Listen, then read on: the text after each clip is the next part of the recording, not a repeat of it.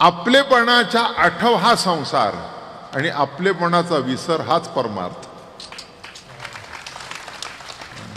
नाही का? प्रत्येक पाऊल टाकणारा आपल्याला आपल्या अस्तित्वाची जाणीव असते. म्हणून त्या अस्तित्वाला कोणाचा धक्का लागू नये म्हणून रस्त्याने चालताना सुद्धा असं अंग चोरून चालतो. तोही चालतो, आपणही चालतो, कारण कोणाचा धक्का लागू नये. घरात सुद्धा वावरताना कोणाचा धक्का लागू नये, बायकोचा लागू नये, नवऱ्याचा लागू नये, मुलाचा लागू नये, कुणाचा लागू नये. जेवढे धक्के वाचवाल तेवढे धक्के लागतील.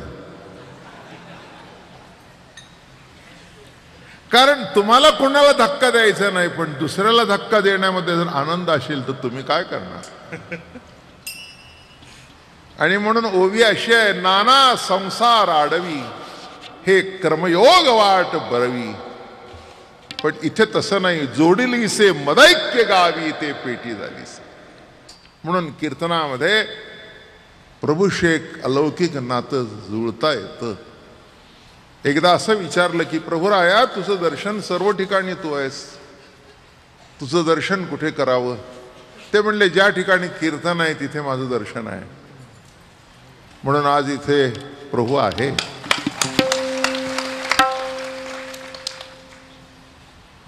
माझे भक्त गाती जेथे नारदा मी उभा तेथे.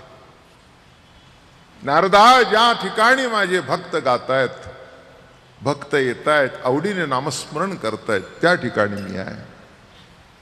म्हणून कीर्तनामध्ये देवाचं अस्तित्व असतं. या प्रतीतीने वावरलं म्हणजे घरी जाताना कुठे एक अंश का होईना त्याच्या अस्तित्वाची प्रतीती आपल्याला येते. एवढ्या करताच कीर्तन आहे. देव आहे नाहीचा प्रश्न नाही आहे. आहे नाहीच्या पलीकडे जो आहे तो देव आहे. फक्त त्याच्या अस्तित्वाची प्रतीती एक अंशाने का होईना येणं, त्या येण्याकरता कीर्तन आहे, त्या येण्याकरता भजन आहे. म्हणून असा कीर्तनाचा रंग चालू आहे. आज एकादशी आहे, हरिदिनी. निदान एकादशीला तरी कळावं दुसरं कोणाची दशा नाही, एकाचीच दशा आहे. आणि एकाची दशा कळली नाही तर मग किती दशा असतील हे मी सांगत नाही. जीवनातली दशा दशा दशा होऊन जाते. अवघड आहे. तुम्हाला माहिती नाही, खेड्यापाड्यामध्ये जेव्हा आमच्या पाटील साहेब, तुम्हाला माहिती आहे, तुम्ही तिकडे खेड्यातून वर गेलात, घोंगडं घेतात आणि घोंगडं घेतल्यानंतर त्याला रेवट टाकतात, दोरे होऊ नये म्हणून, तरी दोरा उसवतोच. मग तो अशी अशी अशी अशी रेवट टाकतो. गंमत आहे. किती दशा एका घोंगड्याच्या, नाही कळलं? ज्ञानेश्वर महाराजांनी सुद्धा ह्याला घोंगडच म्हटलंय. कानोबा तुझी घोंगडी चांगली, आम्हासिका दिली वांगरी रे.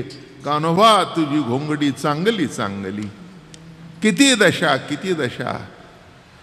त्या घोंगड्याला किती दशा आहेत हे त्याला कळतच नाही. पण इथे प्रत्येक क्षणाला आपली दशा काय होते ते आपण आपल्या डोळ्यांनी पाहतो, नाही का?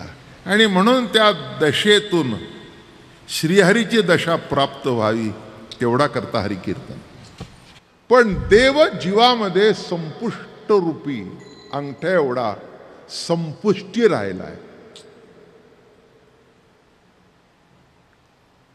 नीट लक्षात घ्या.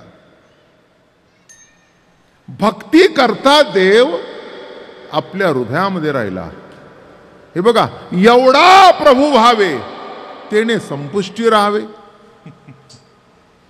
बघा, एवढा शब्द कसाही वापरता येतो. केवढा, एवढा, केवढा, एवढा, केवढा, एवढा. हेच ते एवढ्या शब्दाची गंमत आहे. म्हणजे त्याचा अर्थ असा आहे, सूक्ष्महून सूक्ष्म दाखवताना सुद्धा एवढा एवढा,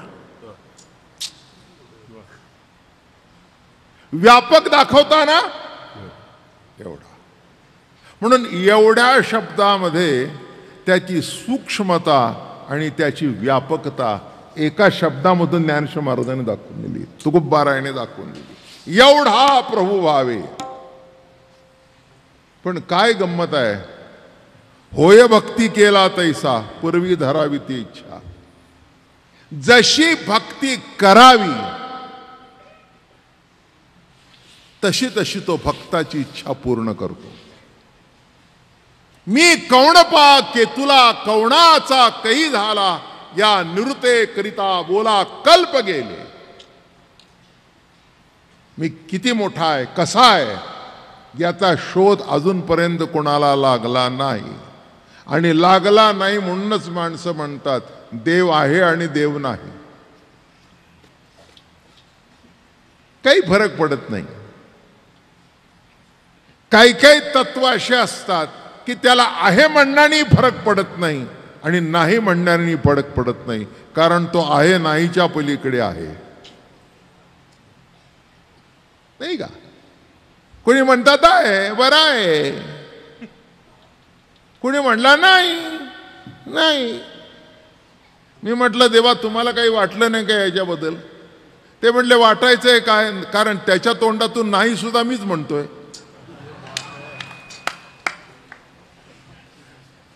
जसं आहे म्हणण्याकरता चैतन्य माझंच आहे म्हणण्याकरता शक्ती माझीच आहे, तसं नाही म्हणण्याकरता काय? जसा मुलगा म्हणाला बाबा मला तुम्ही आवडत नाही. बर बाबा मला आई आवडते. मग म्हणला ठीक आहे आवडू दे नाही तर न आवडू दे, पण शेवटी आईचं नाव लावायचं नाही, माझंच लावायचं. काय म्हणला?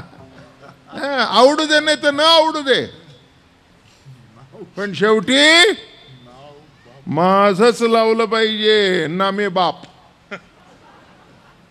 तसं पटू दे तर न पटू दे, त्याचं नाव घेतल्याशिवाय राहता येत नाही, तोच देव. म्हणून आहे नाहीच्या चर्चेच्या पलीकडे वारकरी संप्रदाय आहे. म्हणून एवढा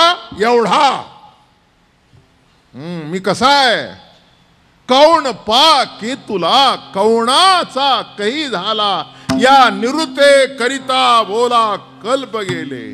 वेद सुद्धा बोलू लागला पण त्यालाही कळलं नाही.